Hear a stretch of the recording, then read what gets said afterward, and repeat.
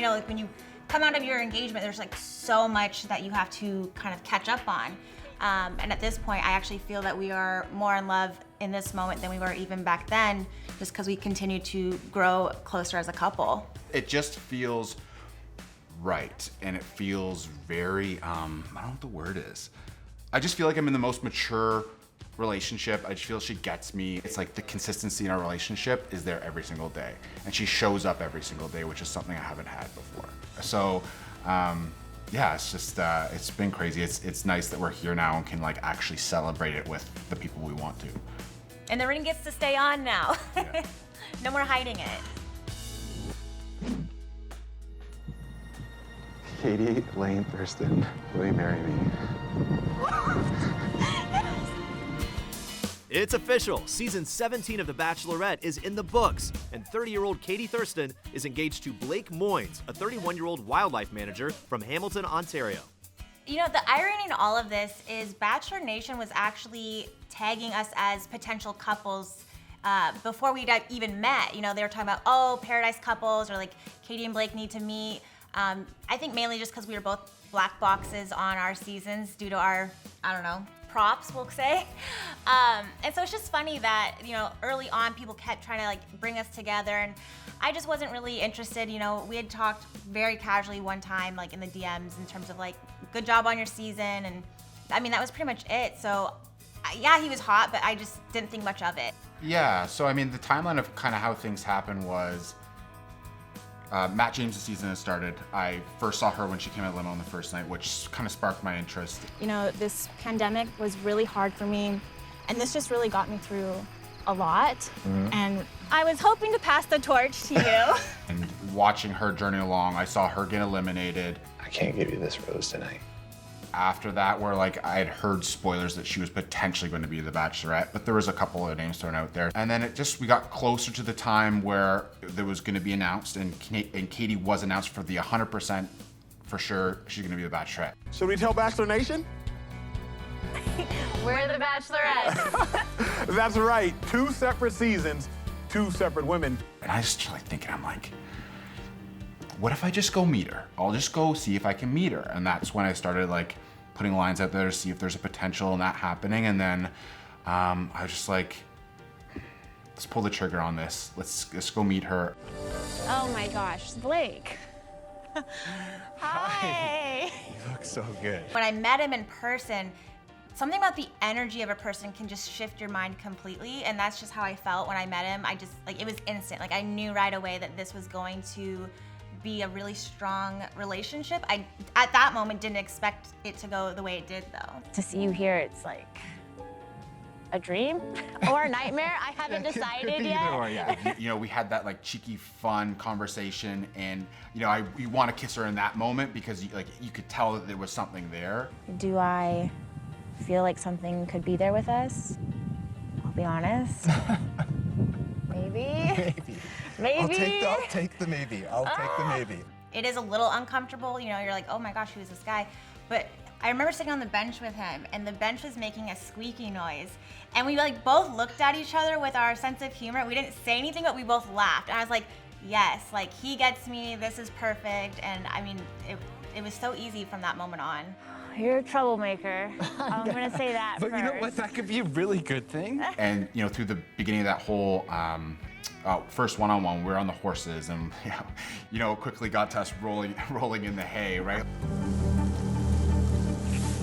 That physical connection was there very quickly, but it was wrapped up in everything. It just felt so, I don't know, I was never nervous. I was never nervous with her, so like making those moves just like came very naturally because I could just feel that she wanted it too. Blake is the last guy here, and I'm hoping that we're the love story that I wanted.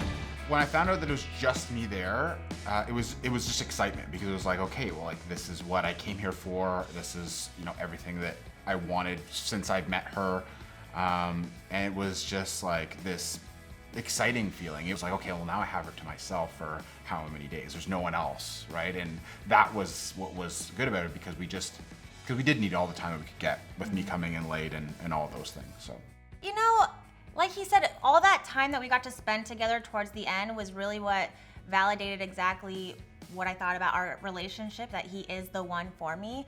I definitely think the overnight dates is a really big one. People don't realize how much time you actually get to spend talking. You know, everyone's so focused on the other part of it, but it's like, no, there's so many hours spent talking and learning about each other. And I just remember that night was just so easy, and I was just like, I can see this. Like, I could see this actually being our real lives. You know, we're waking up in our own bedroom together, and it just felt natural, you know? So I think probably during Fantasy Suites is when I realized, like, yeah, I could be engaged to this guy.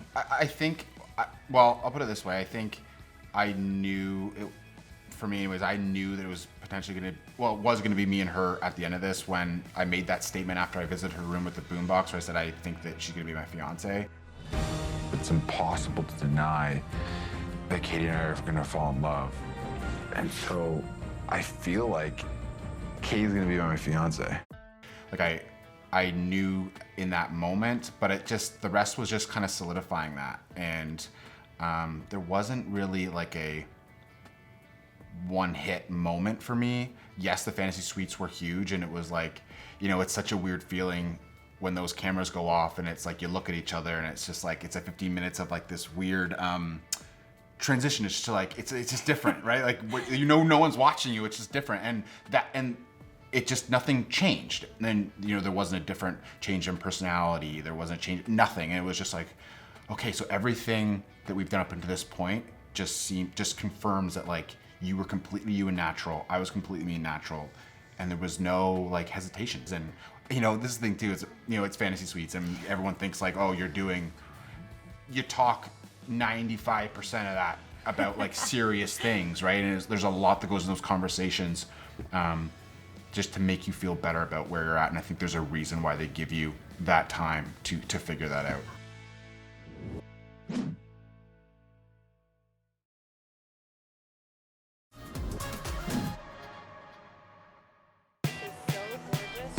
We are very opposite in the movies that we like, and he's a little quirky in some of his needs. He refuses to watch a winter movie in the summer, for example. Can't do it. Also, he only likes to watch movies that are realistic. So like any like cheesy, dramatic, you know, unrealistic type movies, not a fan. I love scary movies. He does not. I don't like being scared. And so if anything's jumping out at me, it's not happening. So yeah, we don't watch a lot of movies together. Yeah. I promise you that if it came down to the end and we connected the way that I think that we might, we would be engaged at the end of this. Wow. I knew how serious Katie was taking this when I first met and sat down with her. That she, you know, one of the things she asked me was like, are you ready for an engagement at the end of this? And her asking that question was enough for me to realize, like, you know, she came on here to like find her person and find her man. It was more daunting when it actually came down to like the day of doing the proposal, because it's just, a proposal in general is scary for any man. But in that moment, like with just the weight of it all, was when it's just like, oh, like you really just start to double check. Am I making the right decision for us right now? Is like making this big step right now what we need? And yeah, it was just exciting. It was exciting because it was what I wanted. And I also knew there was something that she really wanted. And it was something that I believed in. I knew that she felt super confident in us. And, you know, we never had the actual discussion of like, should we just be boyfriend, girlfriend and leave here? It was never that. I think that she puts as much trust in my judgment as I do in hers. And so whatever that decision was going to be on that, you know, proposal platform, I think she was going to be good with either or. I can't give you what you came here for, because you deserve a lot more than that. You deserve the world, and I'm excited to support you and be there for you every day moving forward. Yeah, I remember when he started his proposal, but I didn't know it was a proposal. I was still very happy at that point. I was like, that's fine. Like, we're still together. Like, let's get out of this place, you know? So that being said,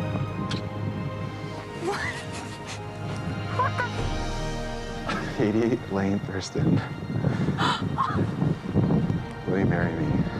And then when he did propose, I was completely surprised, but even more happy that, you know, that we're now engaged and that he's ready to make that commitment. And It's been working out so far. Oh my God, I hate you so much. I remember that night of the engagement was like the last time we took the mics off. You know, it was just us, and that was what it was going to be forever going forward. And so I remember like that night and even the next morning, like looking at my ring and looking at him, and we just kept saying like, wow, we're engaged. We're engaged. And I would, emphasize my fiance, like things I've never had to say before. And so for me, it was really just like the next day, when everything kind of settles a little bit. Yeah, I would say the exact same. And I think the only difference is, from that point up until now, it's been us reminding ourselves because no one else knows and no one else is celebrating it, no one else is asking us about it until now. So it's been us just kind of reminding like we're engaged, like because no one knows. So it's up to us to like, and this is the thing, she's not always wearing her ring when I see her. So yeah, it's just it's been crazy. It's nice that we're here now and can like actually celebrate it with the people we want to. And the ring gets to stay on now. Yeah. No more hiding it. I mean, it's just perfect. Like I've never actually looked at rings or even knew what I would want. If he was to be like, "What's your style?" I have no idea. And it's just like so elegant and simple. And it's just like, it fits my personality. It's not too like flashy. I mean, don't get me wrong, it's very big.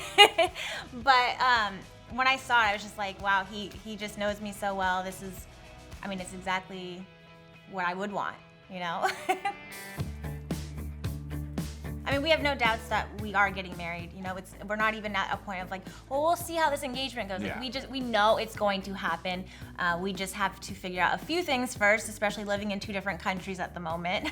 Yeah, I think that's the one thing is like coming off this, it's like, okay, where are we gonna live? Like, what are we gonna do with the pets? Like, yes. Like there's so many things on the table. And so it's like, how do you organize it? We don't know the best way yet. So she's gonna come up to Canada first right away. And we're gonna like travel around a little bit in Canada. I know that she's looking to potentially move to California, so we're gonna check out California and San Diego. And from there, then we'll maybe have 2 spots. I may still hold on to my place in Canada while we have potentially a place in San Diego. So we're playing around with options. We wanna really enjoy things, and I don't think that's choosing like one place and hunkering down. If we can have a couple places and go back and forth between Canada and the US, which I'm sure my family will love and hers will too. I think it's, sharing that and being respectful of those boundaries. That's probably what we'll aim for. Oh my God, that's it. Obviously, if we want to have kids, we can. There's also a mentality of adoption, but then also the idea of not having children, because the biggest focus is that the world is kind of dying right now, and you have to question, like, do you want to bring children into this, or do you want to use your remaining time here on Earth and your energy to try and make the Earth a better place, And so we really are open to any and all options. Yeah, I think that was one of the first conversations that we had was about the potential in that and, kids. And, I was very surprised when she brought up adoption because it was something that I was like, okay, although I've kept this internally, I've never really talked to anybody about this. And she's like, yeah, like there's more than one ways to be a mother. And I was like, okay, because that was big for me because I just like, it's can be, I think, uncomfortable talking about that. Some people can shy away from it and, not everyone's for that. But when she said that was huge for me. But yeah, I think the second thing is, and the biggest thing for me is, and I'm glad she touched on that, is like, just like the state of the Earth and like, do we want to bring in children when things just don't look that great right now? We are just alike. It just makes it very easy. It means our sense of humor is similar. It means the way we think about the world, what we want to do with our platforms. We are just going to be this power couple doing better in the world. And he's passionate. He's funny. It's just easy. I don't know. I've never had it be so easy. Like he said, we don't have to filter ourselves, and we can just say some of the most outrageous things to each other that I will never say publicly. But we just get each other. Is really kind of what it comes down to. Yeah, I think when you have one life, you are so particular with who you want to spend it with. And she just gets me, I get her, and it's just easy. And that's one thing now that we're public, like I'm excited for people to kind of see what we are, because up until this point, you've seen glimpses obviously through the show, but it'll be nice to be out in the real world, like living how we want to live. So raise a glass and we'll cheers to love. Cheers! Yeah, going through it was definitely harder than I expected. Even watching it back was harder than I expected because you kind of put yourself back in those emotions and at that, mindset during that time. And so it actually has been very healing for me to, watch these episodes, and even we talk about them. There are some hard parts as a couple to watch back together, because there are other relationships that we're forming. But ultimately, it's really made us stronger as a couple. It's made me feel very confident in where we're at, and I've left not having any regrets. And I would go through it all over again if it meant I get to be with him.